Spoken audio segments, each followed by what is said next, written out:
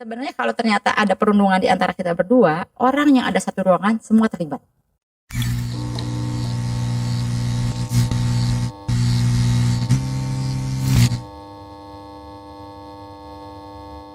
Assalamualaikum warahmatullahi wabarakatuh. Kembali lagi bersama saya Nurul Fauzia di podcast Basa Bisa Bukan Sekedar Basa-Basi.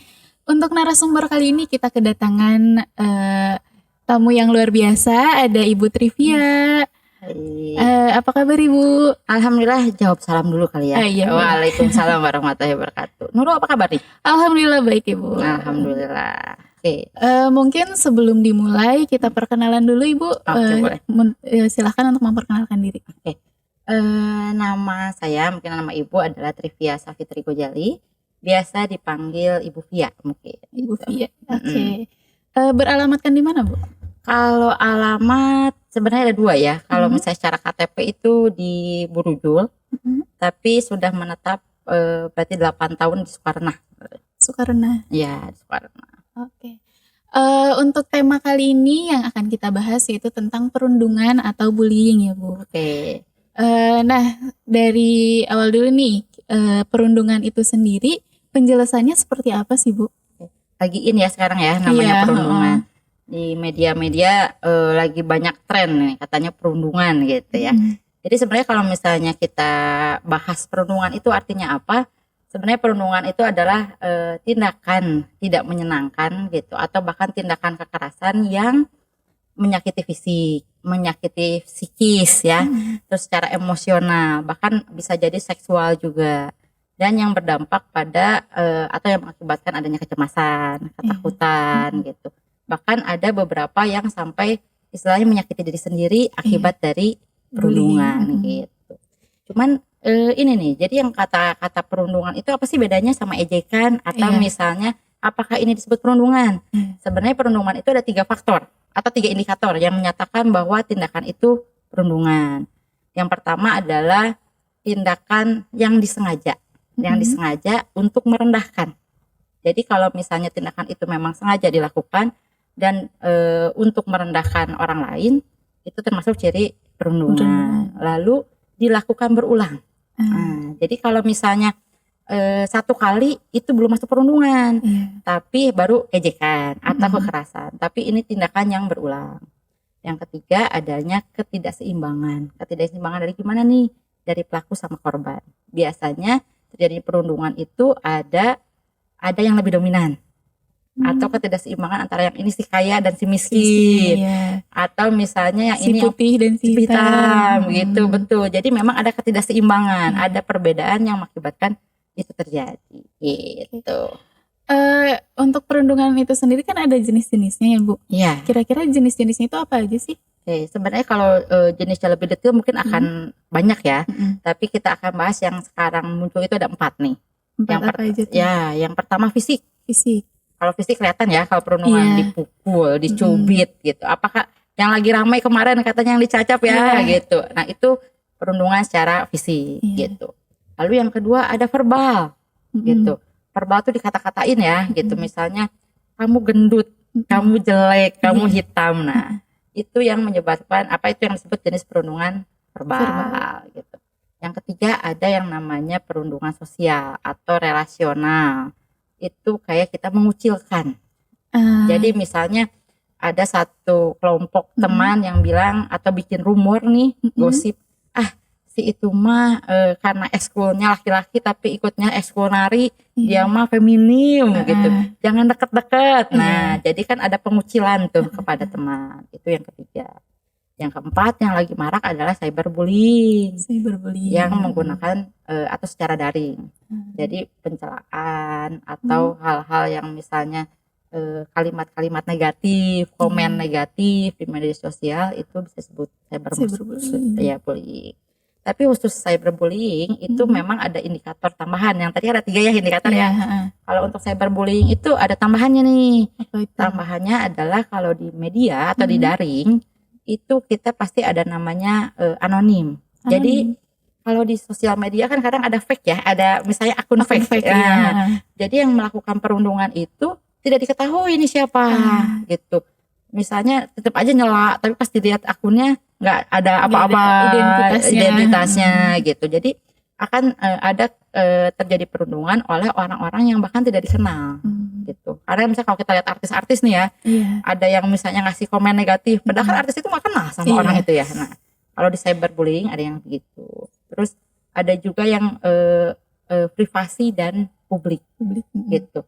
Ada yang kalau cyberbullying itu ada tipenya yang langsung nih nge-WhatsApp misalnya Mas Nurul, kamu tuh jelek, kamu tuh apa? Itu kan langsung ya.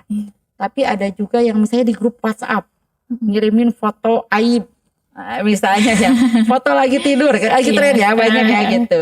Terus akhirnya banyak yang komen negatif, akhirnya itu jadi cyberbullying juga. Gitu. Iya.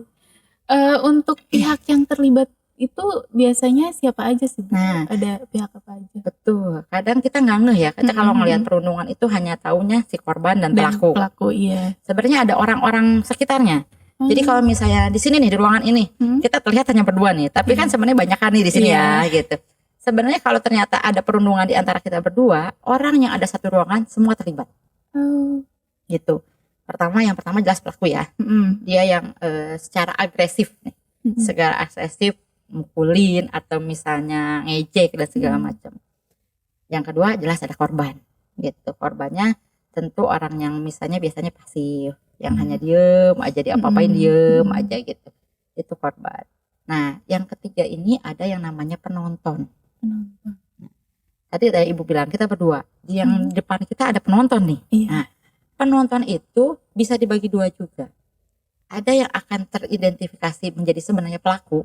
Ada gini, kita kadang-kadang kan kalau apalagi anak-anak atau misalnya siswa remaja nih kalian kan pasti punya circle masing-masing ya. Nah, ketika satu orang itu melakukan perundungan, teman yang lain ada yang ikut ngetawain, ada yang ikut manasin gitu. Sebenarnya itu pelaku juga, tapi pelaku pasif gitu. Ada juga pelaku juga tapi yang cuma dalam hati, ya senang nih saya ngeliat dia diketawain gitu ya. Nah, itu juga ada. Sebenarnya dia punya potensi nih jadi pelaku, tapi dia tidak langsung. Betul.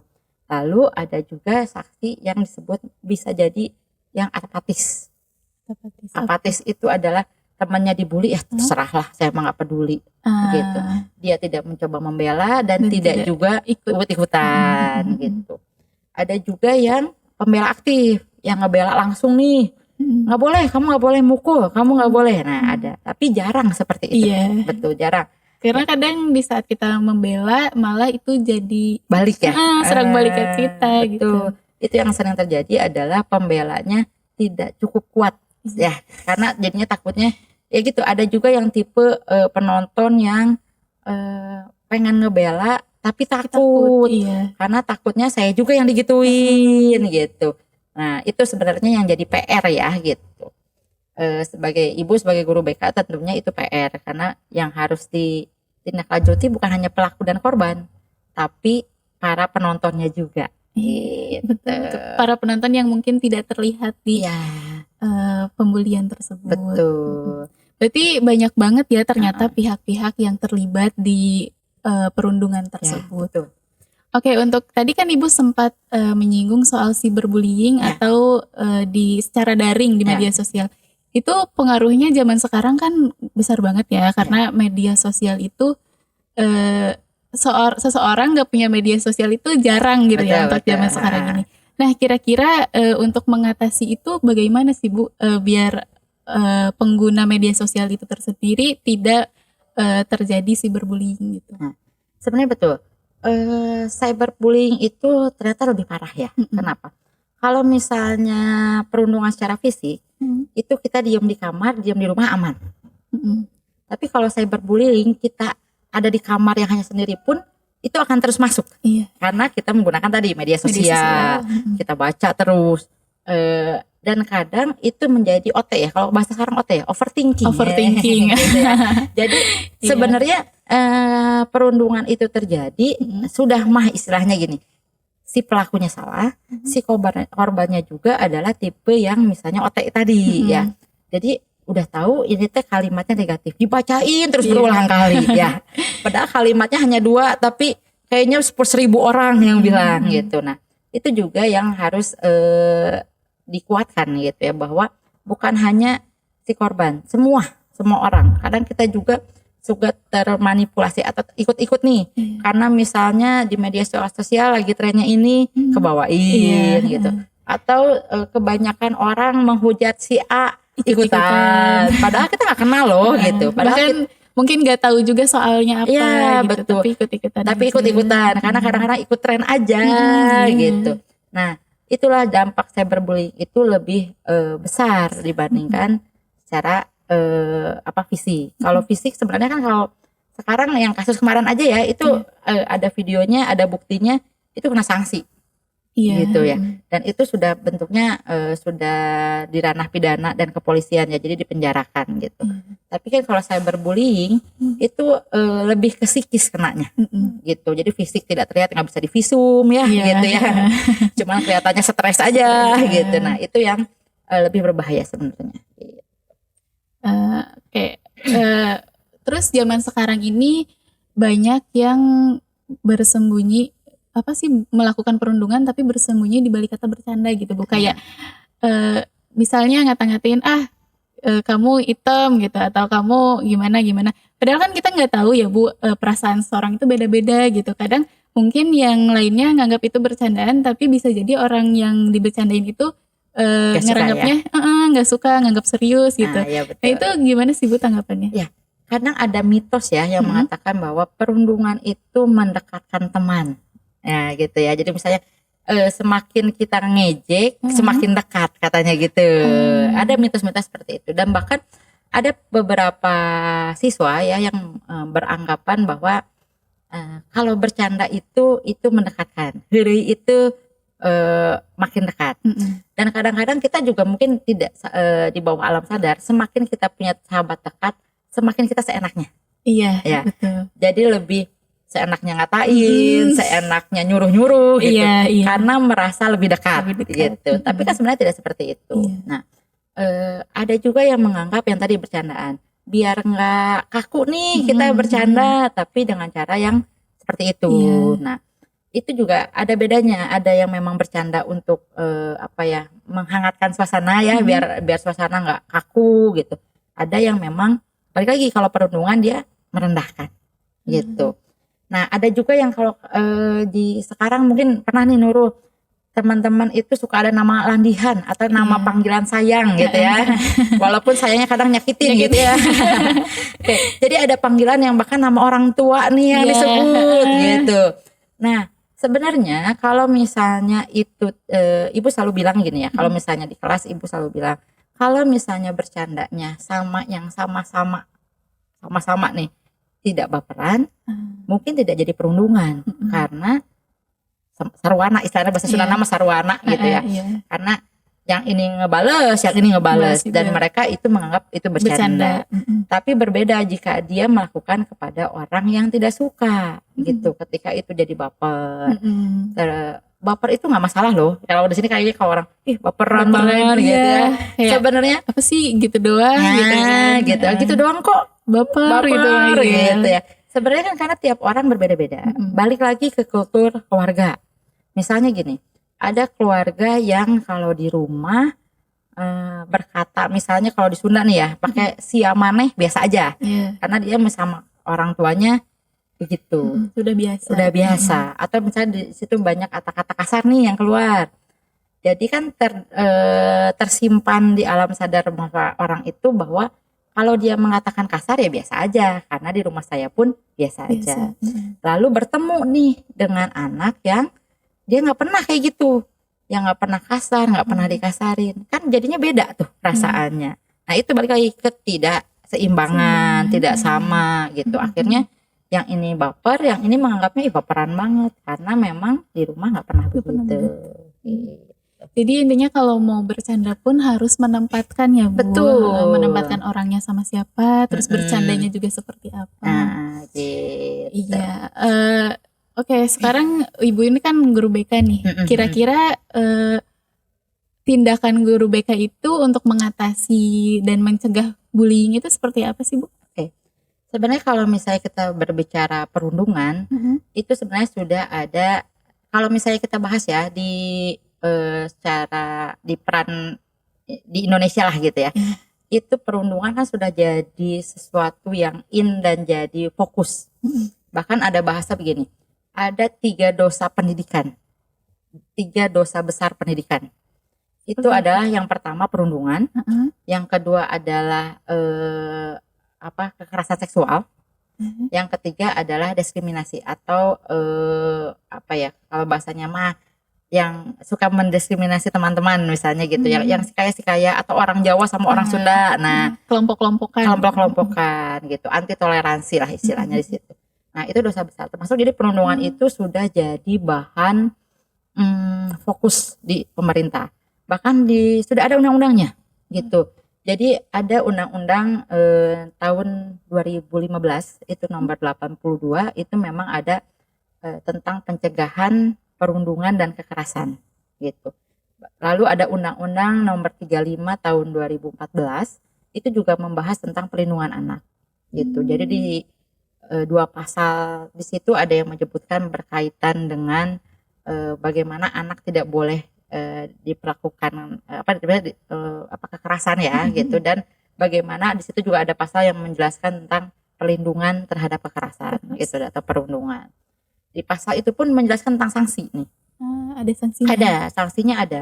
Bahkan sama di Undang-Undang Nomor 35 itu ya ada sanksinya itu jika melakukan perundungan itu jika dilaporkan dapat sanksi penjara 3,5 tahun atau denda 72 juta kalau nggak salah. Jadi nanti mungkin bisa dilihat lagi ya itu. Nanti bisa dicek. Bisa dicek lagi ya itu. Terus ada sanksi kedua jika misalnya perundungan itu mengakibatkan luka berat.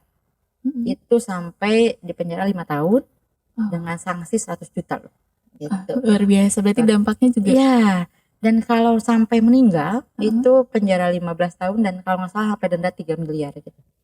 Jadi sebenarnya fokus Indonesia juga sudah terhadap sanksi sudah ada ya. Jadi kalau misalnya kita membahas di sekolah itu seperti apa, sebenarnya kalau kasus perundungan itu sudah masuk ke ketidakdisiplinan. Dan itu sudah ada di tata tertib sekolah. Jadi sudah masuk karena kesiswaan yang mendapat hukuman sebenarnya. Lalu kalau peran BK-nya seperti apa sih ya gitu. Sebenarnya kalau untuk peran BK di sini bukan polisi sekolah, jadi tidak harus menghukum. Gitu. Iya betul.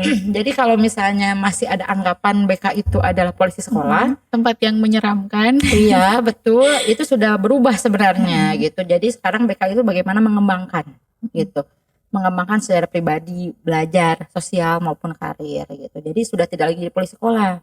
Jadi kalau udah kasus perundungan, sebenarnya dihukumnya oleh kesiswaan gitu. Bukan oleh guru BK. Bukan. Nah, tapi apa sih gitu yang perannya BK di sini gitu. Sebenarnya perundungan itu sebenarnya kalau dari kacamata BK itu adalah dampak. Jadi bukan triggernya ya, bukan akar masalah perundungannya. Tapi sebenarnya itu dampak. Dampak dari apa? Pertama, siswa tidak punya empati. Ya. Siswa tidak punya empati. Siswa tidak menerima perbedaan. Ya, jadi dia nggak suka nih ada yang berbeda, makanya dibully. Nah, itu yang harus BK kembangkan. Bagaimana memunculkan sikap empati nih kepada teman. Mau dia dari suku apa, mau dia lebih kecil, mau lebih hitam, mau lebih putih, itu kita harus terima gitu. Nah, itu yang jadi PR ya. Gitu. Itu biasanya Ibu melakukan tindakan apa itu untuk membangun rasa empati kepada anak-anak? Itu ada kadang-kadang kita bikin layanan ya di kelas, kita masuk kelas, bagaimana dengan misalnya game, bagaimana berempati, toleransi gitu. Itu ada, nanti kita bisa ketemu di kelas kalau gitu ya. Oke. Nah ada lagi ya, betul, nanti mungkin bisa dijadwalkan ya gitu. Ada lagi nih apa yang bisa dilakukan ya, itu membangun komunikasi gitu. Orang-orang yang melakukan perundungan biasanya komunikasinya jelek nih, si pelaku kasar ya gitu. Lalu komunikasi yang seperti apa lagi? Anak-anak yang jadi korban biasanya pasif, yang diam. Si pelaku itu juga kan pilih-pilih ya. Kalau misalnya kalian lihat di kelas nih, pelajar yang perundungan, orang atau misalnya biasanya gini nih, cowok-cowok nih merundung, ngejek-ngejek kan biasanya kadang-kadang cowok ya, yang banyak kebanyakan ya. cowok. Kebanyakan cowok, walaupun nggak semua ya. Semuanya. Gitu, kebanyakan cowok nih ngeledekin cewek-cewek. Kalau ceweknya ngelawan, dia nggak lanjut gitu. Tapi kalau ceweknya dia makin aja terus gitu. Semakin suka ya Bu? Iya, karena ada beberapa tipe laki-laki gitu yang dengan bercanda pengen deket gitu. Ya itu mindsetnya ya, gitu. Pengen ngaheureuyaan teh biar dia teh bersuara gitu. Tapi Jadi cara mendekatinya dengan bercanda ya gitu. Pengen tahu dapat respon nih dari lawan jenis. Nah, itu juga kadang salah satu faktor ya. Nah, lalu bagaimana meningkatkan komunikasi asertif? Asertif itu tegas ya. Jadi kita bisa menolak dengan tegas tanpa menyakiti orang lain. Nah, itu yang harus dikembangkan BK nih. Ada namanya asertif training gitu. Pelatihan memunculkan asertif gitu. Jadi kan kadang-kadang juga remaja itu suka tipenya beringka ya, beringka diri. Tingkat dia Beringka itu. itu. Ya, jadi kadang itu mungkin ada salah satu orang di kelompok yang sebenarnya tidak bisa mengatakan tidak. Iya. Nggak enakan Iya, gitu. Nah, itu harus dipelajari bagaimana kita misalnya meningkatkan atau misalnya bisa berbicara tidak tanpa menyakiti orang lain gitu, atau seikut-ikutnya gitu. Ikut-ikutan mau temannya ngelakuin A ikutan ke A, mau B ikutan ke B, mau salah mau bener ya ikut-ikutan aja gitu.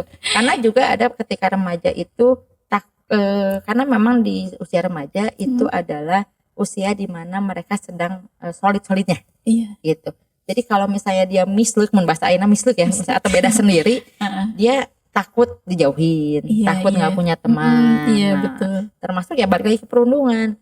Orang-orang perundungan itu kadang berkelompok kan. Nah, jadi mungkin teman yang lain pun nggak suka ngerundung nih, tapi karena gengnya suka melakukan itu dia ikut-ikutan.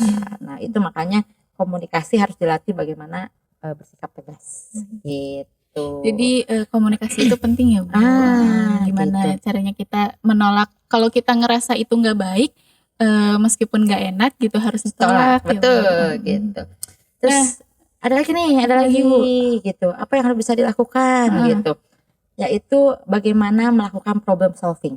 Problem solving. Pemecahan masalah. Kadang perundungan itu terjadi kadang mungkin masalah sepele. Misalnya gini, antara kelompok gitu. Yang punya masalah satu orang nih. Atau misalnya yang lagi tren pacarnya direbut lah. Atau padahal udah putus tapi jadian sama kelompok yang lain gak enak nih gitu ya. Akhirnya memunculkan untuk pertama mungkin hanya sindir. Tapi akhirnya berulang terus. Akhirnya jadi perundungan. Sebenarnya kan bagaimana nih kita menyelesaikan masalah tanpa kekerasan. Atau yang cowok-cowok ceweknya diambil main gebuk aja gitu ya, gitu. Samperin gebuk. Samperin gitu. Yang digebuknya, ada apa ini? Iya betul. Atau misalnya salah saya apa tiba-tiba gitu. Berarti kan pertama bagaimana menyelesaikan masalahnya gitu. Bagaimana menyelesaikan masalah tanpa kekerasan. Nah, itu juga yang harus diajarkan gitu. Jadi selain itu bagaimana mengajarkan untuk menstabilkan emosi gitu. Kan kadang-kadang yang emosinya meluap-luap lebih gampang ngerundung. Iya benar gitu. Karena dengan emosi bisa bisa menguasai tubuh gitu. Betul. Yang main mukul lah gitu, main nyubit lah gitu. Kadang misalnya mungkin betul tadi salah sasaran, saking emosi gitu ya, atau misalnya gebrak meja gitu. Yang digebraknya kaget, kekerasan juga nanti masuknya gitu sayang. Oke, ada lagi. Oke. Kan tadi komunikasi itu penting ya Bu. Ya, terus peran BK juga untuk mengajak siswa-siswi agar tidak melakukan perundungan gitu. Nah, kira-kira kalau misalkan kepada pelaku nih Bu, cara berkomunikasinya itu seperti apa sih Bu? Oke. Kadang pelaku itu tidak sadar loh. Karena dia balik lagi tadi yang Bu dah heureuy hungkul gitu. Saya mah bercanda aja kok Bu, dianya aja baperan gitu.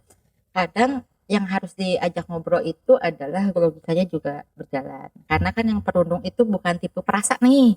Gitu. Beda yang karena dia berpikir kalau yang dirundung mah dia mah baperan aja makanya laporan misalnya gitu ya. Jadi kalau misalnya diajak ngobrol logikanya dipakai. Lihat dari sudut pandang yang berbeda. Dan sebenarnya kalau kita lihat pelaku itu sebenarnya tanda kutip sakit juga gitu. Sebentar ya. Oke. Kenapa gue bilang pelaku adalah orang yang sakit juga Kenapa? gitu. Jadi kalau kita melihat korban adalah yang terluka, pelaku itu mungkin latar belakangnya terluka gitu. Bisa jadi dia dirundung di rumah, lalu dia melampiaskannya di sekolah. Iya. Jadi sebenarnya dia juga terluka nih, dia juga sakit. Tapi cara ngobatinnya Dengan melampiaskan. betul. Atau pelaku yang cari perhatian. Misalnya di rumah kesepian. Terus gimana sih nyari teman? Akhirnya bercandain. Iya. Tapi berlebihan. Ya, gitu. Jadi sebenarnya si pelaku itu bahkan lebih sakit dari yang dikorban. Karena pada dasarnya gini, korban tuh baik-baik aja awalnya kan. Dia tidak punya masalah, dia tidak kenapa-napa, cuman karena dirundung dia jadi sakit. Pada awalnya dia orang yang baik-baik saja. Berarti yang bermasalahnya siapa? Pelakunya. Gitu. Jadi ketika ibu menghadapi pelaku, balik lagi ya, kalau kesiswaan itu hukuman, tapi kalau di BK itu bagaimana si pelaku itu sembuh dulu. Gitu. Si pelaku sembuh, dia tidak akan melakukan itu lagi.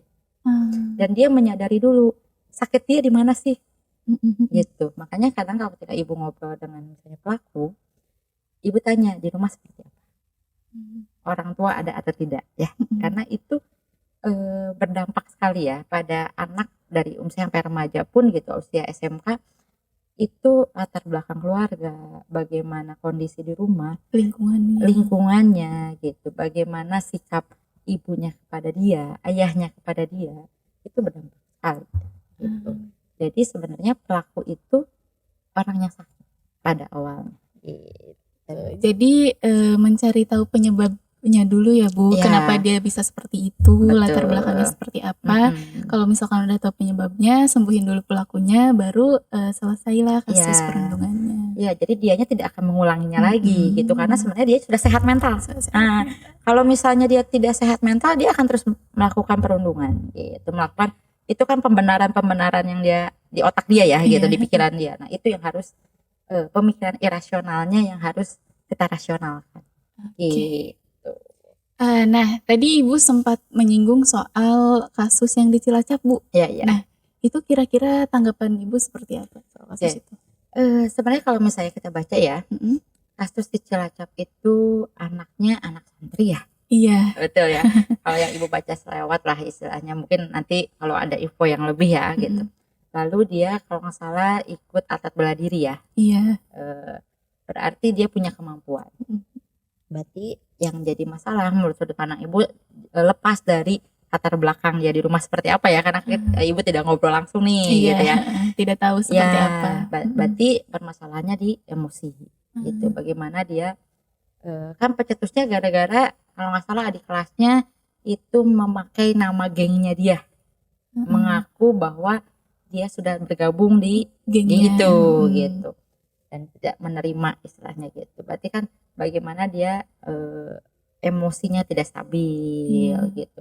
Lalu balik lagi bagaimana dia mendominasi nih peran. Kadang gini, Ibu pernah ngobrol sama pembina eskul di sini, BKC ya. Oh iya, BKC ya. Jadi Ibu pernah ngobrol dengan pembina BKC. Di bela diri itu sebenarnya tujuannya untuk apa? Sebenarnya kan tujuannya hanya untuk membela diri ya. Membela diri ya, gitu. ketika dapat ancaman. Ya, gitu. Ancaman atau serangan itu membela diri.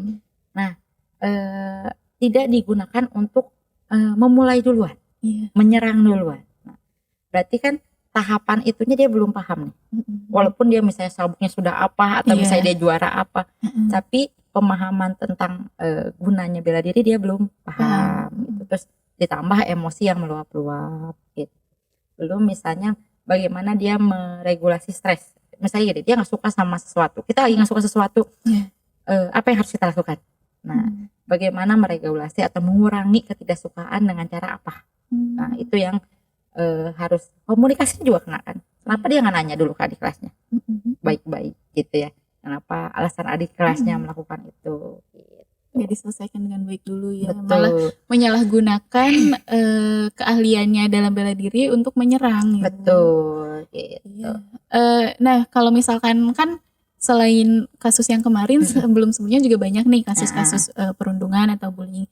Kira-kira dari guru BK ini biasanya mengambil tindakan apa untuk memberikan edukasi kepada siswa-siswi di sekolahnya, Bu? Sebenarnya kalau sekolah tuh sampai kemarin pun sudah digembor-gemborkan terus karena memang balik lagi tadi fokus dari pemerintah pun sudah fokus ke perundungan ya. Jadi di sekolah harus bikin pamflet atau misalnya poster-poster ditempel di dinding gitu ya, untuk stop bullying gitu ya. Itu juga sudah dilakukan. Bahkan sekarang itu setiap sekolah harus ada namanya tim pencegahan perundungan dan kekerasan. Itu ada. Jadi sekolah pun. Jadi bahkan dari pemerintah itu ada yang namanya call center. Jadi kalau misalnya kasus perundungan kan kadang-kadang takut ya, takut ngelaporinnya ya gitu. Takut tiba-tiba kita takut sebut baper gitu. Nah itu tuh harus ada nih call center yang dari pemerintah pusat itu call center untuk misalnya pelaporan gitu. Nanti ditindaklanjutin turun sampai ke misalnya ke guru BK-nya gitu. Di sini pun nanti akan ada, mungkin nanti akan di-share sama lokasi kesiswaan ya. Itu bagaimana sistematika kalau ada pelaporan perundungan, apa yang harus dilakukan gitu. Termasuk kita juga lebih pekanya lagi adalah terhadap yang tadi penonton. Gitu. Udah sama korbannya pasif, takut gitu, pelaku nggak mungkin laporan ya. Gitu. Berarti kan yang harus berani melaporkan itu penontonnya, karena dia yang jadi saksi dan melihat gitu. Jadi untuk korban juga maksudnya jangan terlalu banyak diam juga ya, Bu. Betul. Maksudnya kalau misalkan emang udah berlebihan harusnya ya langsung lapor. Betul, gitu, harus gitu. bilang. Jangan diam aja. Jadi memang kalau bullying itu selalu digembor-gembornya adalah speak up. Ayo kita berbicara gitu. Jangan diam aja. Gitu. Ya, jadi harus berani speak up ya. Nah, selain itu bullying tersebut kan pasti kena sama mental nih, Bu. Betul. Nah, kira-kira untuk menanganinya seperti apa sih, Bu? Bullying itu masuknya kemana-mana. Masuknya kemana-mana. Jadi balik lagi kalau tadi kita lihat perundungan itu berdampak, setelah jadi perundungan akan membesar kemana-mana. Gitu. Kalau kita lagi ini dengan kalimat mental health gitu ya, kesehatan mentalnya sehat nggak gitu.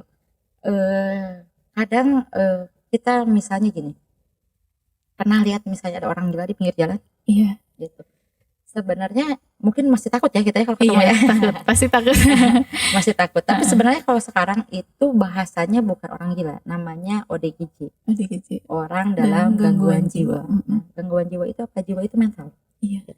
Jadi orang-orang yang kalau kalian lihat di pinggir jalan itu karena tidak tertangani dengan baik ketika dia stres. Nah, bullying menghasilkan stres, iya. Gitu, apalagi korban ya. Dia akan. Dan satu lagi yang tadi mungkin kita pernah bahas adalah akhirnya korban adalah rendah diri. Ya. Rendah diri, terus tidak percaya diri, ya. Akhirnya itu balik lagi ke mental block. Jadi dia menutup diri, dia jadi introvert karena dia tidak mau berkomunikasi dengan orang lain gitu. Itu PR-nya besar kalau itu sudah numpuk. Makanya ayo dari sekarang, kalau baru sekali, 2 kali speak up.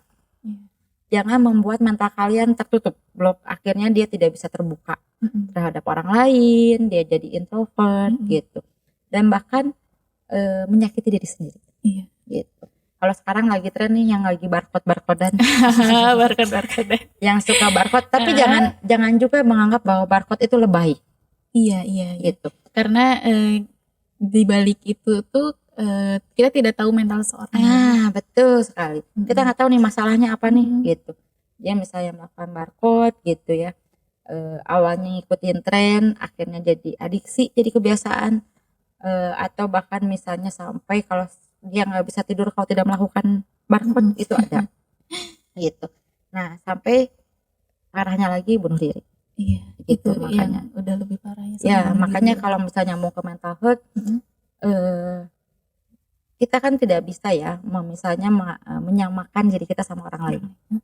Jadi ketika kita gitu aja cemen gitu ya, tapi mungkin dia tipenya yang keras gitu. Berarti bagaimana menguatkan mentalnya, bukan dengan bercanda ya. Iya. Katanya ada mitos dibercandain biar mentalnya Biar kuat, kuat. Oh tidak gitu, bukan cara seperti itu. Iya, Tapi karena tidak sama juga ya Bu. betul tidak sama gitu.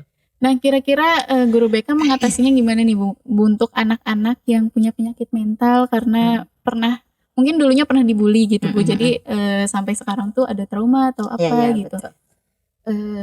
Jadi kalau menyembuhkan mental itu tidak seperti membalikan tangan ya. Hari ini diajak ngobrol, besok sembuh. Iya. Butuh proses ya Bu. Prosesnya cukup lama dan itu seberapa dalam nih traumanya. Jadi kadang kalau kita ngobrol sekali pertemuan mungkin hanya permukaannya aja nih yang kena. Dia belum ke dalam-dalamnya. Nah, itu prosesnya memang kalau misalnya apa yang guru BK bisa lakukan, terus ajak ngobrol. Jadi pendengar dia. Masalah satu keluar lagi masalah berikutnya, yang sampai kita dapat ke inti masalah. Bahkan mungkin bisa jadi nih ibu pernah nanganin kasus yang sebenarnya kejadian bullyingnya ketika dia SD. Sekarang SMK dong, jauh rentangnya. Iya, udah lama gitu. Nah, sudah terbentuk mental block. Jadi sudah tertutup nih. Tapi untuk mendapatkan tahu nih dari SD tuh bukan sekali dua kali nih ngobrolnya gitu ya, sampai akhirnya karena biasanya kalau sudah mental block dia jadi introvert, dia diem, ditanya susah. Untuk ditanya nama aja susahnya minta ampun gitu, atau misalnya menceritakan pengalamannya susah untuk terbuka ya Bu. Ya, itu beda-beda triknya. Ada yang misalnya kita membahas dari hobi dulu, dari kesenangan dulu gitu. Jadi memang guru BK PR-nya banyak. Jadi kita juga ilmunya harus banyak nih. Iya, jadi PR buat guru BK. Iya, kita harus ngikutin tren anak-anak nih gitu ya, bahasa anak-anak biar mereka suka. Misalnya ada yang sukanya anime gitu ya. Anak sekarang suka wibu-wibu gitu ya. Suka drakor mungkin. Jadi bahasan yang misalnya lagi tren atau yang dia sukai, kita bisa masuk dari celah itu gitu. Atau dia suka gambar, kita mulai dari beberapa hal yang akhirnya bisa membuka gitu, karena dalamnya itu macam-macam ya gitu. Kita nggak bisa menyamakan treatmentnya gitu. Jadi memancing dulu gimana sih biar anak itu bisa terbuka. Betul. Terus diajak ngobrol gitu. Berarti untuk siswa-siswi SMK ini khususnya boleh dong Bu kalau misalkan mau curhat ke BK, boleh cerita-cerita. banget. Nah tapi untuk menjaga kepercayaan dan kerahasiaannya itu gimana Bu? Kode etik BK itu jelas ya. Jadi di sana itu ada namanya kerahasiaan. Jadi kita wajib hukumnya untuk menjaga kerahasiaan. Biasanya kalau ibu lakukan gini, ketika misalnya ada anak atau siswa curhat nih begini, ternyata dia bermasalah dengan orang lain, yang misalnya ibu selalu tanyakan, boleh nggak orang itu dibawa ke sini untuk nyelesain?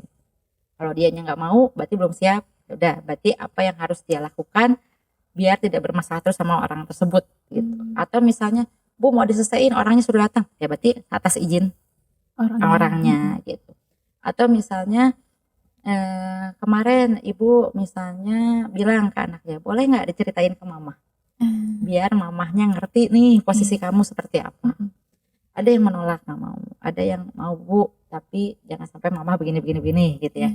Ya berarti dikomunikasikan juga dengan orang tua gitu. Pasti ketika cerita, misalnya ada siswa yang bercerita ke ibu tanya dulu nih, boleh nggak? Atau misalnya nih kadang-kadang kan orang tua di sekolah itu wali kelas ya. Iya. Boleh nggak wali kelas tahu? Ada beberapa siswa yang Bu keep dulu ya dari wali kelas gitu. Ada yang boleh Bu wali kelas tahu. Berarti sebagai orang tua di sekolah, perkembangan siswa juga harus tahu dong gitu. Nah, tapi atas izin siswanya itu. Berarti nanya izinnya dulu, siapa aja nih yang boleh tahu gitu, betul. Siapa aja nih yang bisa mendengarkan cerita ini. Ya. Nah, sempat menyinggung soal orang tua nih Bu. Peran orang tua itu kan sangat penting ya Bu, buat anak-anaknya yang sedang mengalami perundungan gitu. Ya, betul. Nah, ada nggak sih Bu tipsnya gitu buat orang tua biar mendukung anaknya saat mengalami perundungan gitu? sebelum tips untuk orang tua, Iya. kadang perundungan itu pertama dilakukan di rumah. Betul. Gitu. Jadi perundungan itu kalau misalnya sekarang pemerintah lagi itu sebenarnya ada di semua tempat. Di rumah, di sekolah, di ruang publik, di masyarakat. Gitu ya. Enggak media sosial, di daring juga ada. Kadang tanpa disadari orang tua itu sering melakukan perundungan. Bahkan orang tua itu yang sering berulang. Iya. Gitu. Misal ada contoh, anaknya tidak bisa ngerjain PR. Nanya nih ke mamahnya minta dibantu. Mamanya bilang, kamu mah bodoh. Gitu, pelabelan ya. Iya. Itu kan sebenarnya celaan ya. Iya. Gitu, dan itu akan numpuk loh di anak. Dan itu membuat masalah anak, udah saya mah bodoh. Saya bodoh. Iya. Jadi tidak berkembang tuh, otaknya tidak berkembang.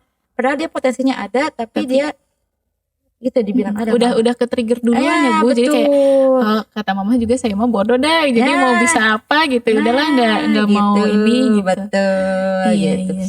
Atau peran ayah yang tidak ada. Gitu. Betul. Kadang kan banyak lah ya, misalnya ayah yang tidak mau berperan untuk mendidik anaknya langsung. Yang menganggap bahwa yang mendidik itu hanya ibu. Tugas ayah bekerja. Nah, ayah betul. nggak ada tugas buat ngedidik anaknya. Betul. Iya. Sebenarnya apalagi gini, banyak kasus anak perempuan, kalau kita misalnya lepas dari perundungan ya, dia misalnya melakukan seks bebas ya, atau misalnya ya gitulah, seks bebas, mau melakukan hubungan seksual di luar nikah, itu karena tidak ada peran ayah di keluarga. Karena kan kalau misalnya kita bicara cinta pertama anak itu ayahnya, iya, anak perempuan. Nah, ketika ayahnya tidak perhatian, ayahnya tidak ada, gitu, dia kan membutuhkan peran sosok laki-laki yang memperhatikan dia. Iya, betul. Jadi ketika dia menemukan laki-laki yang dalam tanda kutip memanfaatkan, bisa diajak ngapa-ngapain aja, jadi mau aja, karena dia merasa diperhatikan. Di kasus perundungan juga peran orang tua yang harus menguatkan, mendukung ya. Bisa jadi ketika anak dirundung di sekolah, dia bilang ke mamahnya juga bilang nggak baik kamu mah, gitu aja, gitu kan ya. Atau mungkin bahkan ketika anaknya bercerita punya masalah seperti ini, orang tuanya tidak mau mendengarkan. Betul, gitu. tidak menanggapi. Betul. Itu jadi salah satu alasan juga kenapa anak tidak mau bicara kadang kepada orang tuanya. Soalnya pasti kadang mikir, ngapain bicara ke orang tua, orang biasanya juga nggak ditanggapin gitu. Ya betul. Jadi memang balik lagi, kadang orang tua pun tidak lepas dari, misalnya kita kan sibuk bekerja ya. Iya. Sudah dalam kondisi capek nih, kadang-kadang aduh dengerin anak juga capek nih gitu. Tapi harus ada waktu gitu, kasih jeda saja. Kadang-kadang orang tua juga perlu me time loh gitu ya. Jadi biar mental orang tuanya juga sehat gitu. Gimana kita bisa ngebangun mental sehat anaknya kalau orang tuanya juga sakit gitu, balik lagi. Jadi ketika misalnya kita juga tidak sehat, gimana kita bisa menyembuhkan orang lain gitu. Jadi ketika misalnya memang orang tua sedang capek nih gitu ya, baru pulang, kadang-kadang kan anak-anak lihat baru pulang langsung pengen main, pengen apa gitu ya, pengen bercerita. Kasih jeda, bilang aja kan, oke, kasih waktu ya setengah jam buat misalnya ngebersihin diri, misalnya mandi, atau misalnya untuk merefresh otak kita dulu ya, misalnya di tempat kerja capek nih gitu, kasih jeda buat nenangin diri dulu ya gitu. Jadi kita pun tidak emosi nih ke anak sebagai orang tua ya, jadi baru di ini sedikit ngamuk nih gitu ya. Atau misalnya nyampe ke rumah berantakan, nyangkain anaknya nggak beberes, dimarahin gitu ya gitu. Padahal mungkin anaknya lagi ngerjain PR gitu, mengerjakan yang lain. Ya, mengerjakan yang lain. Atau kadang masalah sepele gitu ya, jadi bisa jadi misalnya, terutama kadang-kadang ibu-ibu ya yang gampang-gampang cerewetnya gitu ya. Gitu. Tapi balik lagi, sebagai orang tua itu kita harus peka juga. Banyak kejadian menyakiti diri itu terjadi di kamar loh. Iya. Bahkan zaman sekarang itu banyak sekali anak-anak yang jarang banget keluar kamar. Betul, banyak banget. Jadi karena tidak terbiasa berkomunikasi dengan orang tua. Jadi diam di kamar, ada misalnya benda tajam ya, entah misalnya cutter, silet gitu atau apa, dan orang tua nggak tahu gitu. Bahkan orang tua tidak ngeh bahwa anaknya sedang tidak baik-baik saja karena itu komunikasinya tidak terjalin. Jadi mungkin kalau sebut tips and trick ya, walaupun kita tidak tahu ya kondisi orang tua seperti apa gitu, minimal ketika anak pulang sekolah itu ditanya gimana kabarnya. Nah, gitu. Pernah nggak nih? Kalau saya pribadi pernah, dan alhamdulillah apapun, misalkan apapun kejadiannya gitu, pasti cerita ke mama gitu. Terus mamanya juga alhamdulillah ngerespon ya. Iya. Gitu. Jadi kadang-kadang kan suka ada orang tua yang kalau datang-datang hanya bahkan nggak ditanya ya. Iya. Nanya untuk makan saja jarang. Iya. Gitu. Tapi kalau misalnya orang tuanya yang misalnya gimana di sekolahnya, nyenengin nggak gitu, atau ada yang bikin tidak nyaman nggak gitu kan, itu memulai bercerita. Kadang anak juga suka sungkan ya Bu kalau mau cerita duluan kalau nggak ditanya mah gitu. Belum lagi mungkin kalau siswa di sini tuh banyak orang tua yang tidak tinggal dengan orang tuanya. Gitu.